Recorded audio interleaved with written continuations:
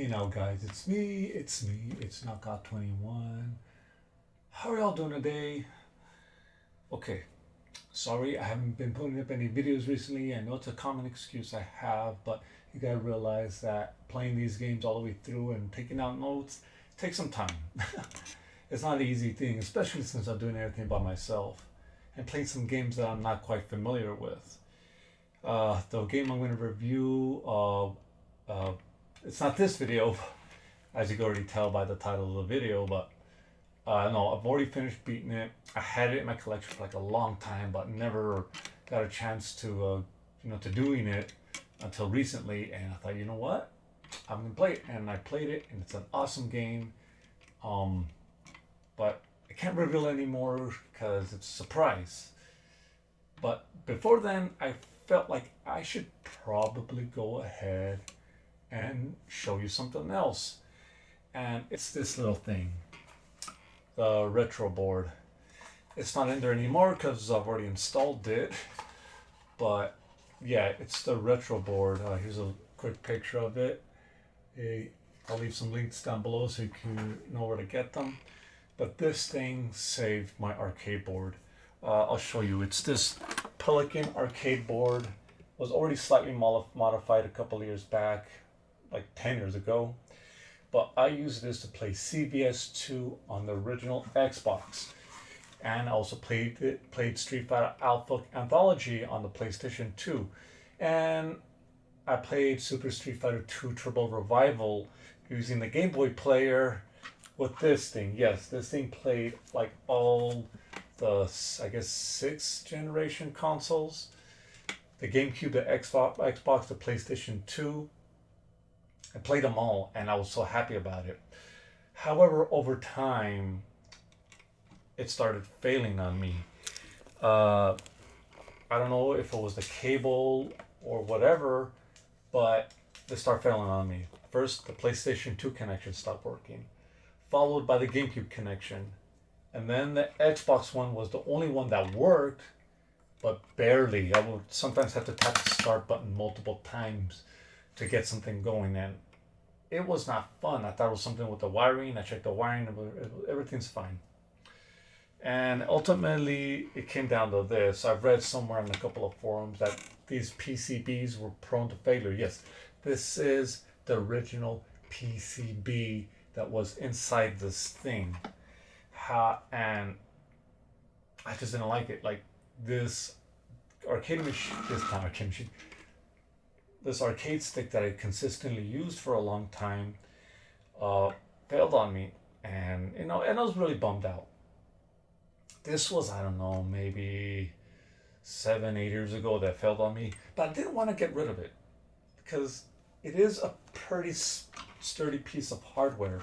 It has nice weight to it. The arcade stick and the buttons that a family friend modified for me, they were just right. This is the way I wanted it. So I just kept it. Along comes the retro board. I'm going to show you, and saw how easy it was to install, and thought, you know what? I'm going to do it. I'm going to install this board onto this thing, and I'm going to like basically bring it back to life. And guys, it's beautiful. I don't know what else to say. It is a beautiful piece of work. Now I'm going to go ahead and cut to a next section where you guys can see all the insights and stuff. Okay, unfortunately I couldn't get my webcam to focus, so that's why I got stuck like this. I'm using my cell phone. But yeah, here it is. This is the inside of the Pelican Real Arcade Universal. As I said before, this was originally for the GameCube, PlayStation 2, and Xbox. But with this board right here, there we go, it could do a whole lot more. Um, now, how this board is set up is they made it really easy. I mean, look, really, really easy. As you can see, this is all the wiring. Each wire corresponds to a different button. And all I had to do was put them into the appropriate little section and just tighten up the screw, and there you go. That's all I had to do. There's also this like breakaway kind of thing right here.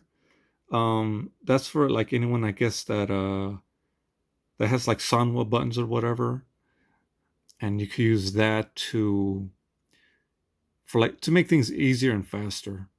But I'm happy with how this came out too, because these are the buttons that were upgraded by a family friend, and these are the ones that I'm most comfortable with. Here's also the arcade stick that I think came with the machine. I think that one was turned out to be okay. And this is what I love about this thing. Here's one Ethernet cable.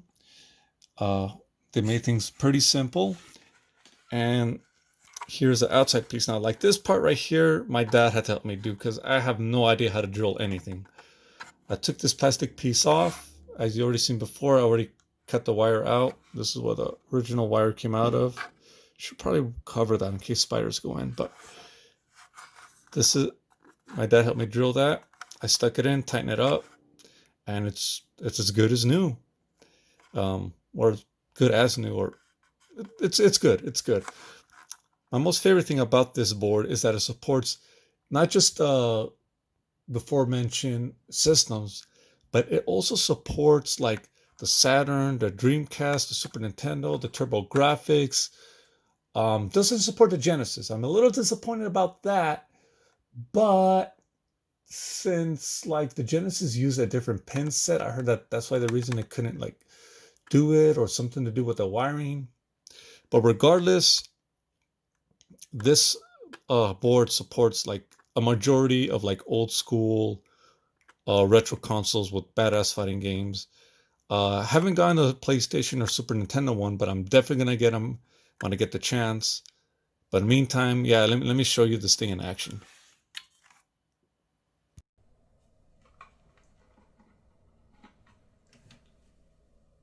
Okay, guys. So yeah, let me show you. This is the actual arcade stick right here. So got the little GameCube thing on there, and this is where the connection goes. Simply, depending, these wires are like $12 a piece, so it's not too bad because once you get the uh, retro board, all you gotta do is just pay for each individual wire depending on what systems you want to use it for. Goes right in there, just like that.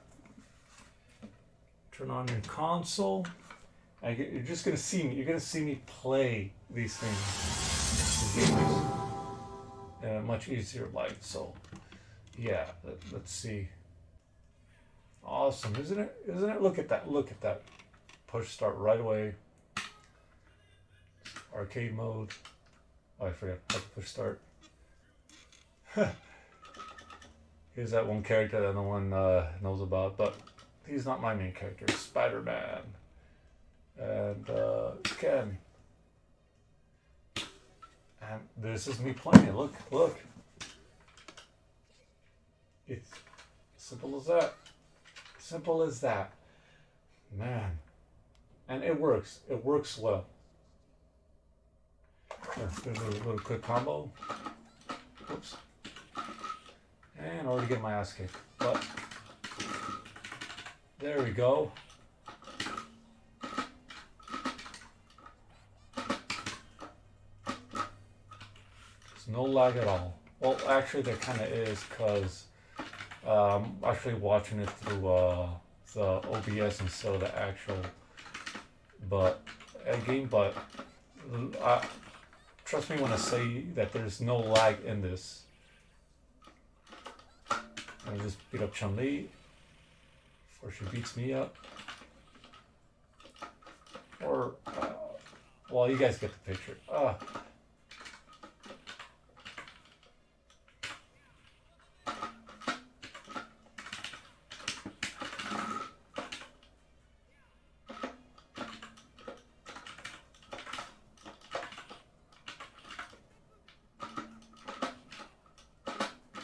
Oh man. Alright, well, you guys get the picture. But yeah, this is all me. This thing is a beaut. It's a beaut. Watch. It works. It works wonderfully. Okay, now onward to my final thoughts. And there you have it, guys. The Brooks retro board from, well, Brooks. Is this thing worth it? Uh, yes. If you're into fighting games and you got like old consoles around with fighting games on there, and you're used to like an arcade stick, yeah, it's definitely worth it. How you approach using this board is up to you. Me personally had this thing like since 2000, I want to say 2003, since CVS 2 came out on the original Xbox. I played that game on arcade and bought this arcade stick specifically to play it at home. Loved it, played it, beat it, got beaten, but had a lot of fun. When this thing started failing on me, I got worried, and then when it completely failed on me, I was bummed out. So me personally, I got the board to replace the one that was in here. And the added benefit I got from it was not only having it support Xbox, GameCube, and PlayStation games, but now it supports like even older systems, the Saturn, the Dreamcast, the the PS1, the Super Nintendo, and even the TurboGrafx if one day I decide to like get a fighting game on that. So yeah, added benefit to it. But if you want, you can also use this board to build your own arcade stick from the ground up. The only qualm I have about the board is that is this each individual connection costs like around $13. Now it's not too bad. It's not too bad, but if you got like a lot of like retro consoles with fighting games on there and you want to like use this board, then it's gonna add up, especially if you have like every single one of them. Yeah, especially if you have every single one of them. Yeah, it's gonna be like an additional $100. But I understand why. No one ever made a Ethernet to Dreamcast, control port connection. No, this was custom made. People took time to make this, and I'm glad that they did. So it's not too bad, especially if you're only gonna buy for the consoles that you own or you're really gonna use. Anyway, this was Knockout 21. Please comment, rate, and subscribe. And like always, have a good one. Take care, guys.